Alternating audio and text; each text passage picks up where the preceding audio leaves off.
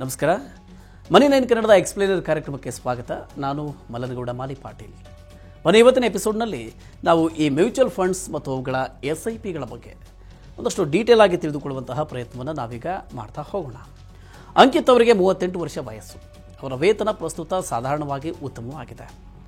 ಅವರು ನಿವೃತ್ತಿ ನಂತರ ಸ್ಥಿರ ಆದಾಯಕ್ಕಾಗಿ ಕೆಲಸದಲ್ಲಿ ಇರುವಾಗಲೇ ಈಗ ಬಿಸ್ನೆಸ್ಸನ್ನು ಶುರು ಮಾಡಬೇಕು ಅಂತ ಯೋಚನೆ ಮಾಡ್ತಿದ್ದಾರೆ.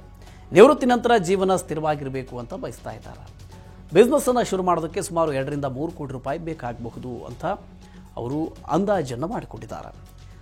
ಇಷ್ಟು ಹಣವನ್ನು ಅವರು 20 ವರ್ಷಗಳಲ್ಲಿ ಕೂಡಿರುವ ಗುರಿಯನ್ನು ಹೊಂದಿದ್ದಾರೆ. 20 ವರ್ಷಗಳಲ್ಲಿ ಅಂಕಿತ್ ಅವರು 3 ಕೋಟಿ ರೂಪಾಯಿಯನ್ನು ಕ್ರೋಢೀಕರಿಸೋದಕ್ಕೆ ಸಾಧ್ಯ ಆಗುತ್ತಾ? ನೋಡೋಣ ಬನ್ನಿ. ನೋಡಿ, ಅಂಕಿತ್ ಅವರಿಗೆ ಅನೇಕ ಹೂಡಿಕೆಯ ಅವಕಾಶಗಳಿವೆ. ಆದರೆ ಅವರು ಹಣದುಬ್ಬರ ದರಕ್ಕಿಂತ ಹೆಚ್ಚಿನ ರಿಟರ್ನ್ಸನ್ನು ಕೊಡುವಂತಹ ಹೂಡಿಕೆಯನ್ನು ಆಯ್ಕೆ ಮಾಡ್ಕೋಬೇಕು. ಅಂತಹ ಒಂದು ಆಯ್ಕೆ ಮ್ಯೂಚುವಲ್ ಫಂಡ್. ಇವು ಹಣದುಬ್ಬರ ದರಕ್ಕಿಂತ ಹೆಚ್ಚಿನ ರಿಟರ್ನ್ಸನ್ನು ಕೊಡುವ ಸಾಮರ್ಥ್ಯವನ್ನು ಹೊಂದಿವೆ. ಮ್ಯೂಚುವಲ್ ಫಂಡ್ಗಳಲ್ಲಿ ಹೂಡಿಕೆಗೆ ಸಿಸ್ಟಮ್ಯಾಟಿಕ್ ಇನ್ವೆಸ್ಟ್ಮೆಂಟ್ ಪ್ಲ್ಯಾನ್ ಅಥವಾ ಈ SIP ಒಂದು ವಿಧಾನ. ಹಾಗಾದರೆ ಯಾವ ಮ್ಯೂಚುವಲ್ ಫಂಡ್ಗಳಲ್ಲಿ ಹೂಡಿಕೆಯನ್ನು ಮಾಡಬೇಕು ಅನ್ನೋದು ಪ್ರಮುಖವಾದ ಪ್ರಶ್ನೆ. ವಿವಿಧ ಬಗೆಯ ಮ್ಯೂಚುವಲ್ ಫಂಡ್ಗಳಲ್ಲಿ ಹೂಡಿಕೆಯನ್ನು ಮಾಡೋ ಬಗ್ಗೆ ಅಂಕಿತ್ ಅವರು ಯೋಚಿಸಬಹುದು. ಕೆಲವು ಮ್ಯೂಚುವಲ್ ಫಂಡ್ಗಳು ಷೇರುಗಳಲ್ಲಿ ಹೂಡಿಕೆಯನ್ನು ಮಾಡಿದರೆ, ಇನ್ನೂ ಕೆಲವು ನಿಶ್ಚಿತ ಆದಾಯದ ಬಾಂಡ್ ಇತ್ಯಾದಿಗಳಲ್ಲಿ ಹೂಡಿಕೆಯನ್ನು ಮಾಡುತ್ತೆ. ಹಾಗೆಯೇ ಚಿನ್ನದಲ್ಲಿ ಹೂಡಿಕೆ ಮಾಡುವ ಮ್ಯೂಚುವಲ್ ಫಂಡ್ಗಳು ಕೂಡ ಇವೆ. ಅಂಕಿತ್ ಅವರು ದೀರ್ಘಾವಧಿ ಹೂಡಿಕೆ ಮಾಡಬೇಕು ಅಂತಿದ್ರೆ ಇಕ್ವಿಟಿ ಮ್ಯೂಚುವಲ್ ಫಂಡ್ಗಳಲ್ಲಿ SIP ಉತ್ತಮವಾದ ಆಯ್ಕೆ. ಹೂಡಿಕೆಯನ್ನು ಆರಂಭ ಮಾಡೋದಕ್ಕೆ ಮೊದಲನೇದಾಗಿ ಬೇಕಾಗಿರುವುದು ನಿಮ್ಮ ಫಿನಾನ್ಷಿಯಲ್ ಗೋಲ್, ಅಂದರೆ ಹಣಕಾಸಿನ ಗುರಿ ಸ್ಪಷ್ಟ ಆಗಿರಬೇಕು. ಸರಳವಾಗಿ ಹೇಳೋದಾದರೆ, ನೀವು ಯಾವ ಉದ್ದೇಶಕ್ಕೆ ಉಳಿತಾಯ ಮಾಡ್ತಾ ಇದ್ದೀರಿ ಅನ್ನೋದು ನಿಮಗೆ ಗೊತ್ತಿರಬೇಕು. ಉದಾಹರಣೆಗೆ, ಅಂಕಿತ್ ಅವರ ಹಣಕಾಸು ಗುರಿ ಬಿಸ್ನೆಸ್ಸನ್ನು ಶುರು ಮಾಡೋದಕ್ಕೆ ಹಣವನ್ನು ಹೊಂದಿಸೋದು. SIPನಲ್ಲಿ ಹೂಡಿಕೆ ಹಲವಾರು ಲಾಭವನ್ನು ಹೊಂದಿದೆ. ಕಾಂಪೌಂಡಿಂಗ್, ಗುರಿ ಆಧಾರಿತ ಹೂಡಿಕೆ, SIP ಮೊತ್ತ ಹೆಚ್ಚಳಕ್ಕೆ ಅವಕಾಶ ಮತ್ತು ರುಪಿ ಕಾಸ್ಟ್ ಆವರೇಜಿಂಗ್ ಅನ್ನೋ ಹೂಡಿಕೆಯ ವಿಧಾನದಲ್ಲಿ ಮಾರುಕಟ್ಟೆ ಏರಿಳಿತ ಏನೇ ಇರಲಿ ನಿಯಮಿತವಾಗಿ ನಿಶ್ಚಿತವಾದ ಮೊತ್ತವನ್ನು ಹೂಡಿಕೆ ಮಾಡಲಾಗುತ್ತೆ. 20 ವರ್ಷಗಳಲ್ಲಿ 3 ಕೋಟಿ ರೂಪಾಯಿ ಕ್ರೋಢೀಕರಿಸೋದಕ್ಕೆ ಅಂಕಿತ್ ಅವರು ಪ್ರತಿ ತಿಂಗಳು ಎಷ್ಟು ಮೊತ್ತವನ್ನು ಹೂಡಿಕೆ ಮಾಡಬೇಕು ನೋಡ್ತಾ ಹೋಗೋಣ. ಅಂದಾಜು ರಿಟರ್ನ್ 12% ಲೆಕ್ಕಾಚಾರದಲ್ಲಿ AMFIನ ಗುರಿ ಆಧಾರಿತ SIP ಕ್ಯಾಲ್ಕುಲೇಟರ್ನಲ್ಲಿ ನೋಡಿದರೆ ಅಂಕಿತ್ ಅವರು ಪ್ರತಿ ತಿಂಗಳು 30,325 ರೂಪಾಯಿಯಷ್ಟು ಹೂಡಿಕೆಯನ್ನು ಮಾಡಬೇಕು. ಆಗ 20 ವರ್ಷಗಳಲ್ಲಿ ಅವರು 72,78,000 ರೂಪಾಯಿ ಹೂಡಿಕೆಗೆ ಹಾಕ್ತಾರೆ. ಕಾಂಪೌಂಡಿಂಗ್ ಲಾಭದೊಂದಿಗೆ ಅವರು 3 ಕೋಟಿ ರೂಪಾಯಿಯ ಗುರಿಯನ್ನು ತಲುಪಬಹುದು. ಇನ್ನು ಮ್ಯೂಚುವಲ್ ಫಂಡ್ಗಳಲ್ಲಿ ರಿಟರ್ನ್ಗಳು ಮಾರುಕಟ್ಟೆಯ ಆಧಾರಿತವಾಗಿದೆ. ಅವು ನಿಶ್ಚಿತವಾದ ಆದಾಯವನ್ನು ಕೊಡೋದಿಲ್ಲ. ಹೀಗಾಗಿ ರಿಟರ್ನ್ಗಳಲ್ಲಿ ಏರಿಳಿತಗಳು ಇರಬಹುದು.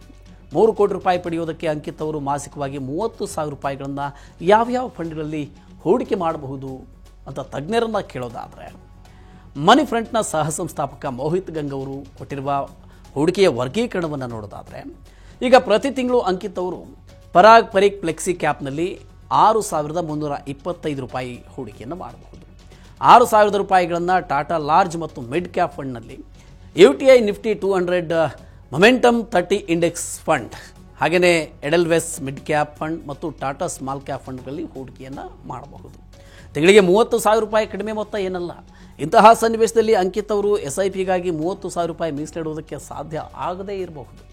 ಅವರು SIPನಲ್ಲಿ 10,000 ರಿಂದ 15,000 ರೂಪಾಯಿ ಹೂಡಿಕೆ ಮಾಡ್ತಾ ಕ್ರಮೇಣ ಈ ಪ್ರಮಾಣವನ್ನು ವಾರ್ಷಿಕವಾಗಿ 5 ರಿಂದ 10% ಹೆಚ್ಚು ಮಾಡಿ ಅಂಕಿತ್ ತಮ್ಮ ಗುರಿಯನ್ನು ತಲುಪಬಹುದು.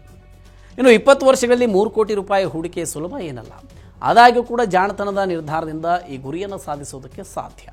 ಹೂಡಿಕೆಗೂ ಮೊದಲು ನಿಮ್ಮ ರಿಸ್ಕ್ ಟಾಲರೆನ್ಸನ್ನು ಅಸೆಸ್ ಮಾಡಿ, ಅಂದರೆ ನಿಮ್ಮ ರಿಸ್ಕ್ ತೆಗೆದುಕೊಳ್ಳುವ ಸಾಮರ್ಥ್ಯ, ಇದನ್ನು ಅರ್ಥಕೊಂಡು ಫಂಡ್ಗಳನ್ನು ನೀವು ಆಯ್ಕೆ ಮಾಡಿಕೊಳ್ಳಿ.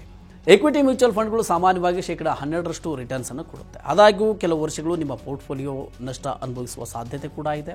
ಹೀಗಾಗಿ ಯಾವುದೋ ಒಂದು ವರ್ಗದ ಅಸೆಟ್ ಮೇಲೆ ಅವಲಂಬಿತರಾಗದೆ ವಿವಿಧ ಅಸೆಟ್ ಕ್ಲಾಸ್ಗಳಾದ ಎಕ್ವಿಟಿ, ಡೆಟ್ಟು, ಗೋಲ್ಡು ಅಥವಾ ರಿಯಲ್ ಎಸ್ಟೇಟ್ನಲ್ಲಿ ಹೂಡಿಕೆ ಮಾಡ್ತಾ ವೈವಿಧ್ಯಮಯವಾದ ಪೋರ್ಟ್ಫೋಲಿಯೋನ ರೂಪಿಸಿಕೊಳ್ಳುವುದು ಒಳ್ಳೆಯದು. ಇದು ಪೋರ್ಟ್ಫೋಲಿಯೋದಲ್ಲಿ ಸಮತೋಲನದ ಖಾತ್ರಿಪಡಿಸ್ತಾ ನಿಮ್ಮ ಹೂಡಿಕೆಯ ಮೇಲಿನ ಮಾರುಕಟ್ಟೆಯ ಏರಿಳಿತಗಳ ಪ್ರಭಾವವನ್ನು ತಗ್ಗಿಸುತ್ತೆ. ಇನ್ನು ಅಂಕಿತ್ ಅವರಂತೆ ನೀವು ಕೂಡ ಹಣಕಾಸು ಗುರಿಯ ಸಾಧನೆಗಾಗಿ ಹೂಡಿಕೆಯ ಯೋಚನೆಯನ್ನು ಮಾಡಿದರೆ ಆದಷ್ಟು ಬೇಗ ಶುರು ಮಾಡಿ. ನೀವು ಯುವಕರಾಗಿರುವಾಗಲೇ ಬೇಗ ಹೂಡಿಕೆಯನ್ನು ಆರಂಭಿಸಿದರೆ ನೀವು ಹೆಚ್ಚಿನ ಕಾರ್ಪಸನ್ನು ಕ್ರೋಢೀಕರಿಸಬಹುದು. SIPಯಲ್ಲಿ ಹೂಡಿಕೆಯನ್ನು ಶುರು ಮಾಡೋದು ಮಾತ್ರ ಅಲ್ಲ, ಕನಿಷ್ಠ ವರ್ಷಕ್ಕೆ 1 ಸಲ ನಿಮ್ಮ ಪೋರ್ಟ್ಫೋಲಿಯೋ ಪರಾಮರ್ಶೆಯನ್ನು ಮಾಡ್ತಾ ಹೋಗಬೇಕು. ಹೀಗೆ ಮಾಡೋದರಿಂದ ನಿಮ್ಮ ಹಣಕಾಸು ಗುರಿ ಸಾಧನೆಯ ಕೊರತೆಯನ್ನು ನಿವಾರಿಸೋದಕ್ಕೆ ಪ್ರಾಮಾಣಿಕವಾಗಿ ಪ್ರಯತ್ನವನ್ನು ನೀವು ಮಾಡಬಹುದು. ಓಕೆ, ಈ ರೀತಿಯ ಇನ್ನಷ್ಟು ಮಾಹಿತಿ ಮತ್ತು ಪರ್ಸನಲ್ ಫಿನಾನ್ಸ್ ವಿಚಾರಗಳಿಗೆ ಡೌನ್ಲೋಡ್ ಮಾಡಿ ಮನಿ9 ಕನ್ನಡ ಆ್ಯಪ್ ಹಾಗೂ ಯೂಟ್ಯೂಬ್ನಲ್ಲಿಯೂ ಸಬ್ಸ್ಕ್ರೈಬ್ ಆಗಿ ಲೈಕ್ ಮಾಡಿ ಶೇರ್ ಮಾಡಿ ಥ್ಯಾಂಕ್ ಯು.